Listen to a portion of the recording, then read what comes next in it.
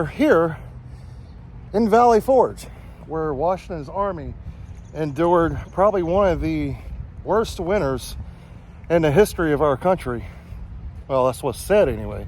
But we're going to go in and we're going to check out Valley Forge and learn a little bit more about this place and show you around. So we're in a visitor center of Valley Forge, and as you come in, some pretty neat displays talking about Washington's encampment here from December 19th, 1777 to the June 19th, 1778. And yeah, it gives you a little bit of information about the men and civilians and different denominations that was here at the time. Soldiers here during that winter lacked proper clothing, little food, and they battled deadly diseases. Smoke and putrid mud surrounded the landscapes here. But these are some of the adversities. That's talking about Valley Forge and the road that the guys took to get here. So this is talking about the defeats during the first 2 years of the war in the fall of 1777. They lost battles in Brandywine, Germantown, and they had forced the British to surrender in Saratoga, New York. But the British entered Philadelphia in September of the 26th of 1777. And that's what brought Washington's army here to Valley Forge. So, yeah, pretty cool information as you come in. You gotta come check this place out. And of course, we all know the iconic sight of Washington on his horse. And there he is, right there. So over 12,000 soldiers took refuge here in Valley Forge. Also civilians, including the wives that followed the enlisted men around, officers' wives that followed the officers around. And then you had free slaves or free men, and then slaves as well. And then different nationalities of people as well. So pretty cool to be standing here in Valley Forge. So as with any museum, you of course want to see artifacts. And these are probably some of the coolest artifacts I believe I've ever seen. This is, let's go through some of these. This is an artillery gauge. They would have needed these to help aim the cannons. And then a very personal object, especially for Valley Forge, is a bowl. And then a wooden canteen. And this is actually a document signed by General George Washington. Wow. You are immediately to approach an active person in your department for the purposes of collecting and something. But what we're focusing on is that signature right there. That is the signature of George Washington. How neat.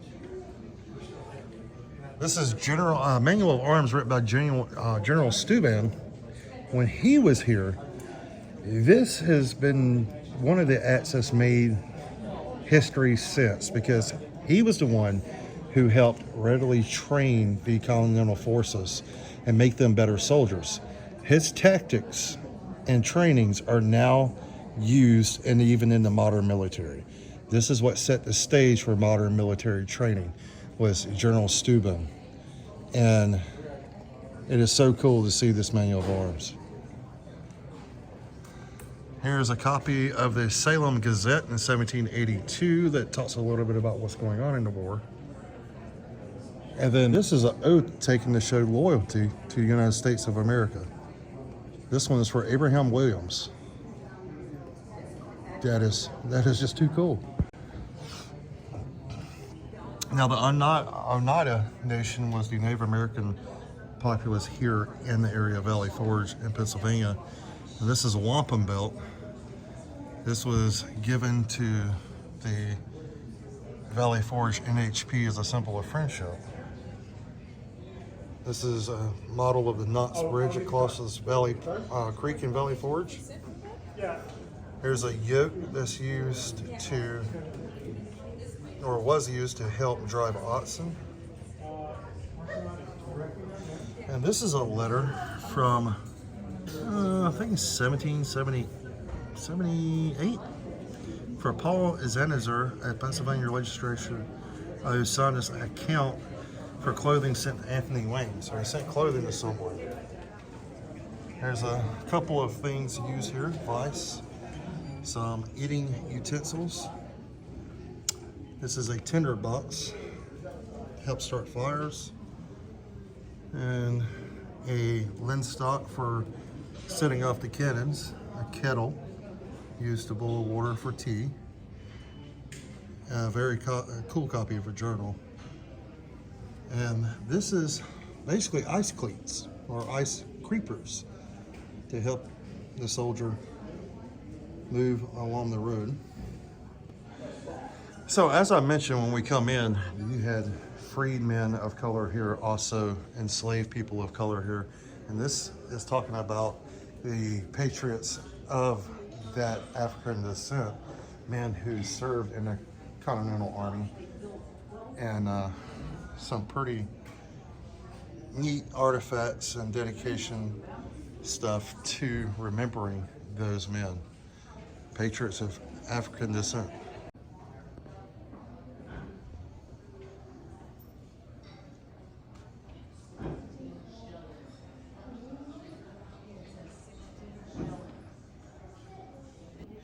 So we talked about General Steuben creating the training for the soldiers. Now this is some rifle training, commands, and how they would actually operate the flintlock firearm, or as many people call it, the brown bus musket. And then as we come here, some more really cool relics. A U.S. Continental button, stamped USA, and the implements used to make these buttons, including the button mold. That is really neat.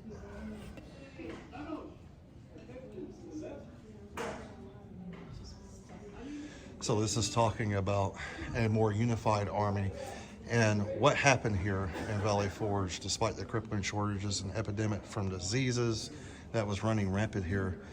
They emerged from their 6-month encampment here with a more unified and capable fighting force. Von Steuben developed standardized tactics as part of Washington's goal to create a more disciplined army.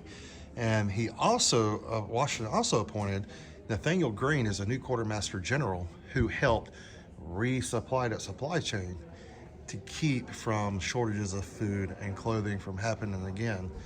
And this revamped the Continental Army, and they had a new ally with France, and they left the encampment here on June the 19th, and 9 days later, the Americans strengthened their experience at Valley Forge by engaging the British at Monmouth Courthouse and fought the enemy to a standstill and prolonged combat on the open field for the first time.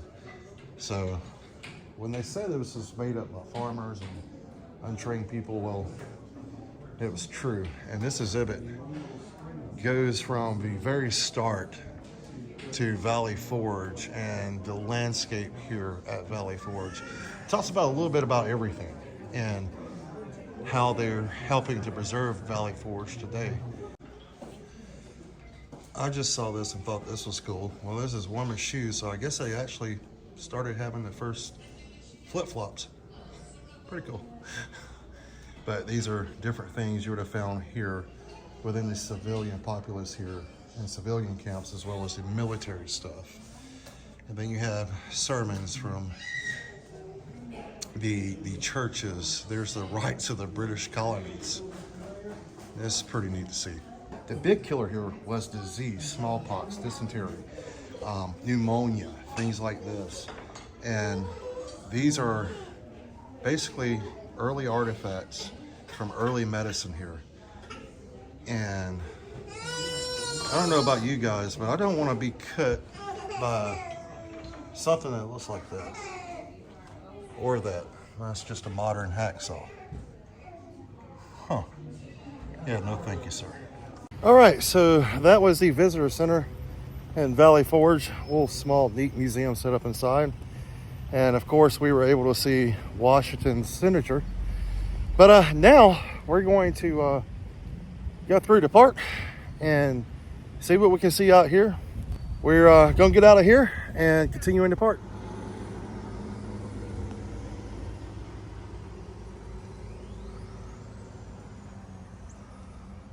So of course we can't leave Valley Forge Visitor Center without coming back with some reading. The American Revolution by Bruce Lancaster. And this one, A Narrative of a Revolutionary War Soldier, previously published as Private Yankee Doodle by Joseph Plum Martin. Looking forward to reading these. All right, so we've moved to probably one of the first tourist stops here, and the Mahullingbirds Brigade Huts headquarters area. And behind me, right in this area, you see some of the earthworks that was put here for security of Valley Forge. And no battle ever occurred here at Valley Forge. It was just a really big encampment. So, but there is something very cool here that's been reconstructed by the National Park Service that we want to check out. So we're gonna go take a look at it.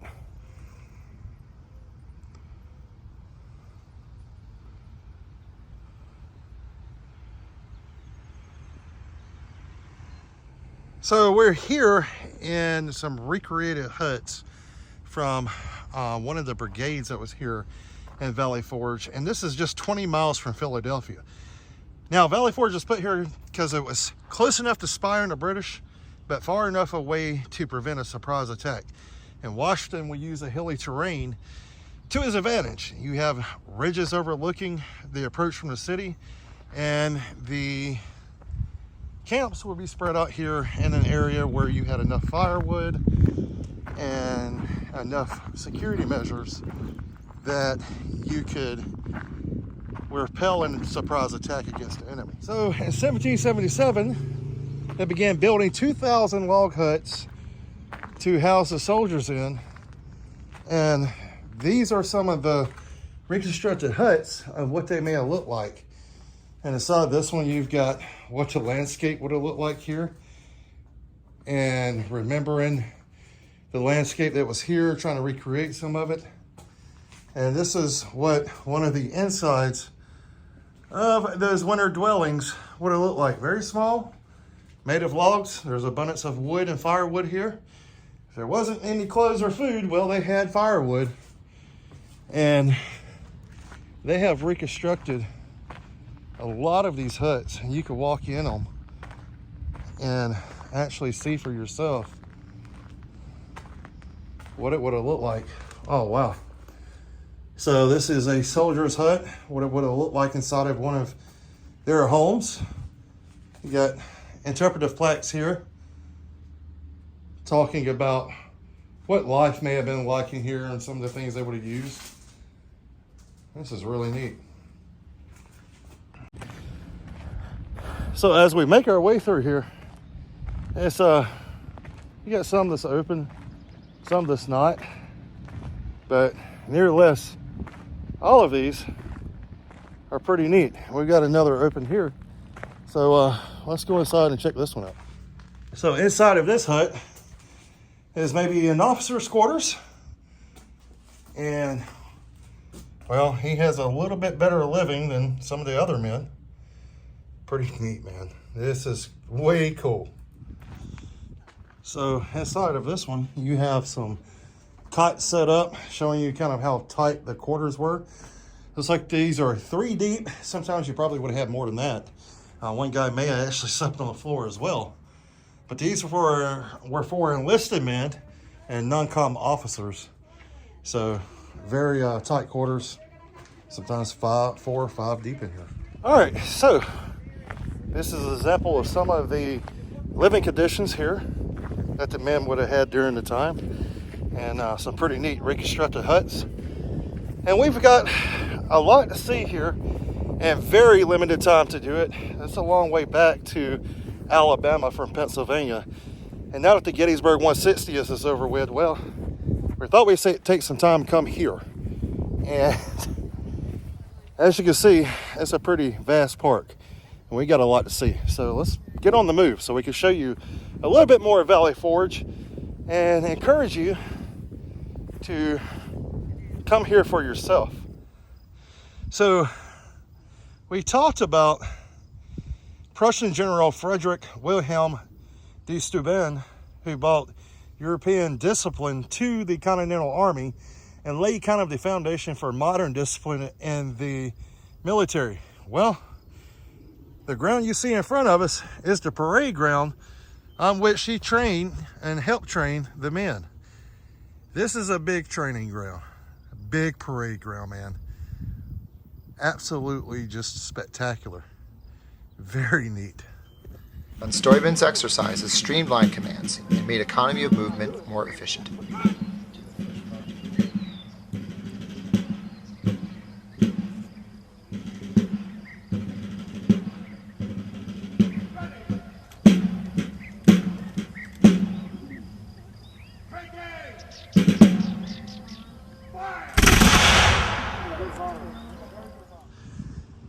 So what you're looking at right now is the monument to the officers and private soldiers of the Continental Army that was here in December to June. So December 1777 to June 1778. And this is a extremely large monument to those men who served. And pretty cool ornate monument.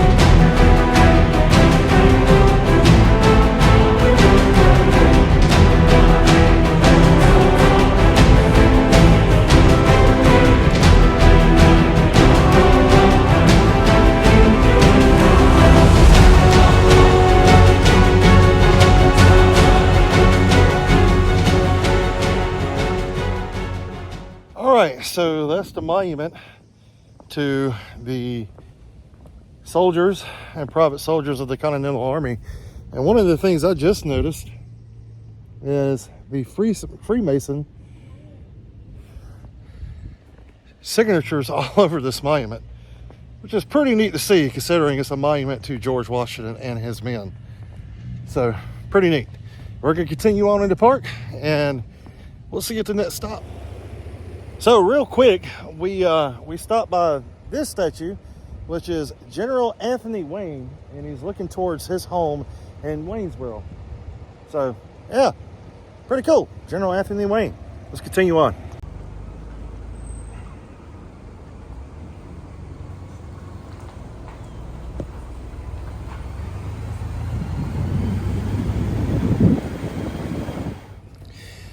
All right, so we have made it to General Washington's headquarters here in Valley Forge. And Valley Forge didn't have a big battle. The American Revolution, most people don't realize, lasted 8.5 years. Well, during those 8.5 years, they spent a total from December till around June of 1778 here. And they endured a lot of hardships that became a symbol of the American experience during the American Revolution and the tenacity of what it took to gain the independence of our freedom. Well, we're here on June the 5th, one day after July the 4th, in Valley Forge, visiting one of the most iconic sites in the United States, and this is Washington's headquarters here in Valley Forge, where they spent those brutal winter months. And we're going to go down here and visit his old stomping grounds.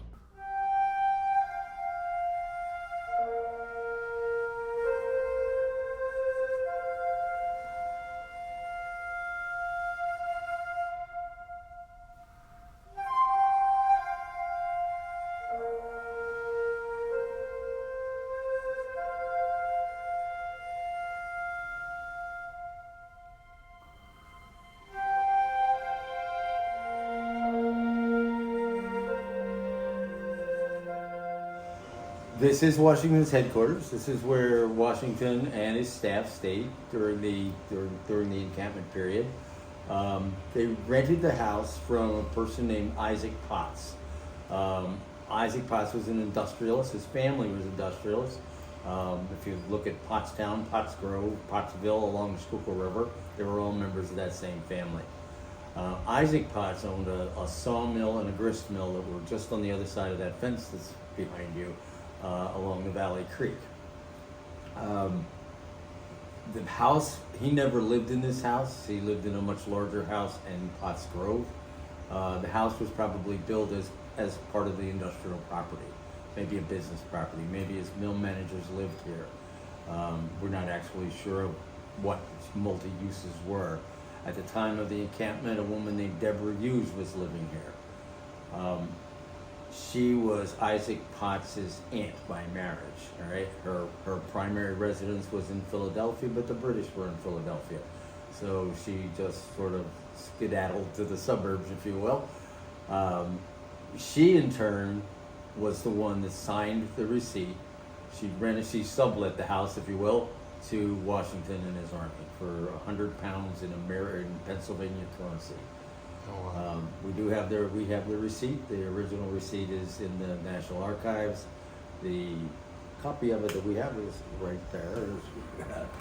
You can notice it is also signed by Deborah Hughes. So the house here is the artifact. What you find in the rooms is really an interpretation of the way that it may have been during the encampment period. This room is the aides de camp room. That would people like James McHenry of Fort McHenry, John Lawrence, the son of Henry Lawrence, President of Congress. Alexander Hamilton was here for a good portion of it. There were 20 to 25 people living and working in this building. If you look at those tables, those are camp tables. They would have been the kind of tables that get folded up and thrown on a wagon when they left here. It's very possible that they took them down at night and could have put their cots up there and slept in this room too. The sleeping arrangements there were pretty fluid, to be quite honest with you.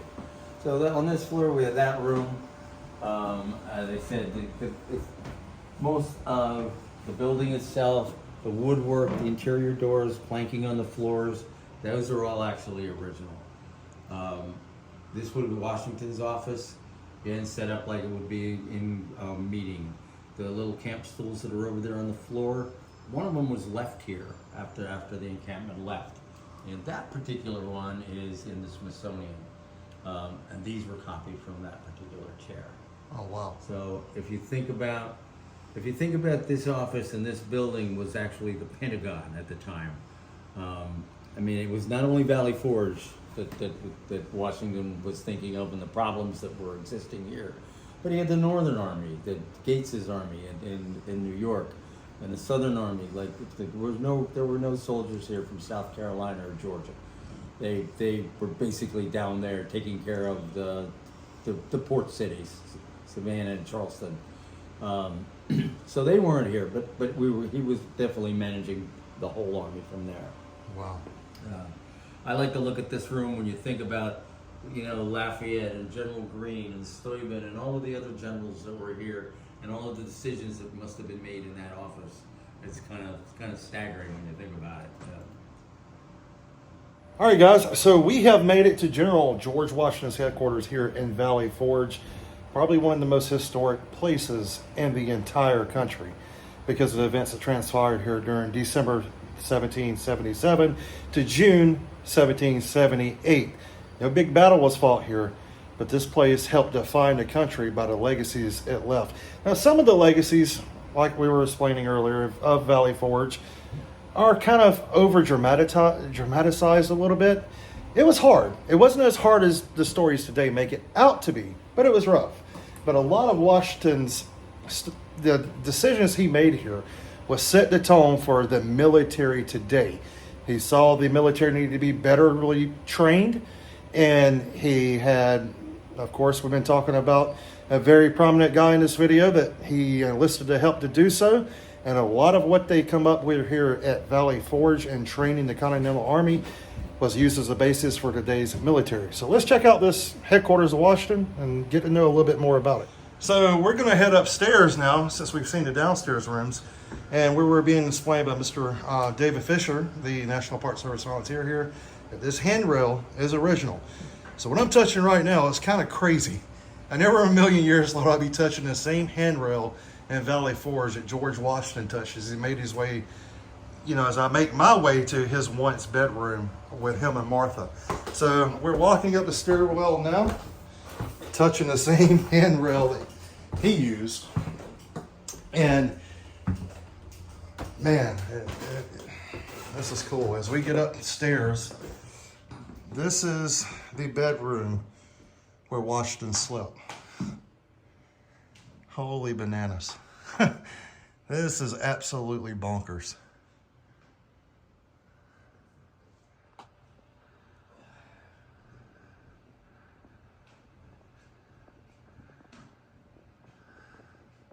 So I don't know if that's original bed, but all the woodwork in this room is original, as we were explained earlier. So Washington touched those doors.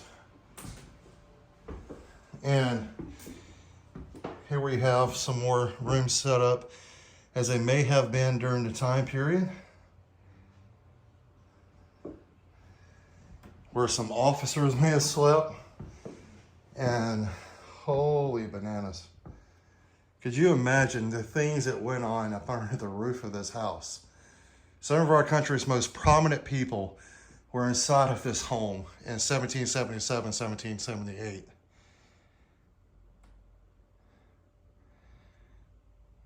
And we have one more story, actually, to make our way up to, so we're going there now. All right, so the third story of the house. Wow. This is what's known as the garret. At various times during the encampment, this was used as sleeping quarters for many of the house's inhabitants. There's an account of the aide-de-camp, John Lawrence, rising in the morning and hitting his head on this low ceiling where you see my very head. And wow. And later, log cabins were added to provide more room for these guys. And then after that, free and enslaved servants who had a few possessions and a little bit of furnishings slept in this room. Jeez.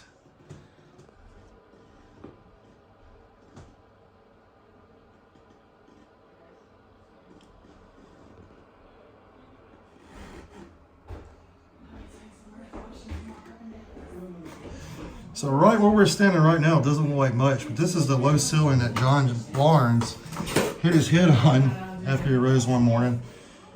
Pretty neat. So this has been General George Washington's headquarters from Valley Forge, and pretty cool place to check out. We didn't show, of course, everything. We didn't even hit the surface here. So just showed you some cool places, and probably the coolest places associated with this place. But for now, we've got more to see and do. We've got to hit the road. And until next time, guys, keep preserving history. Stay safe. We'll see you in a bit.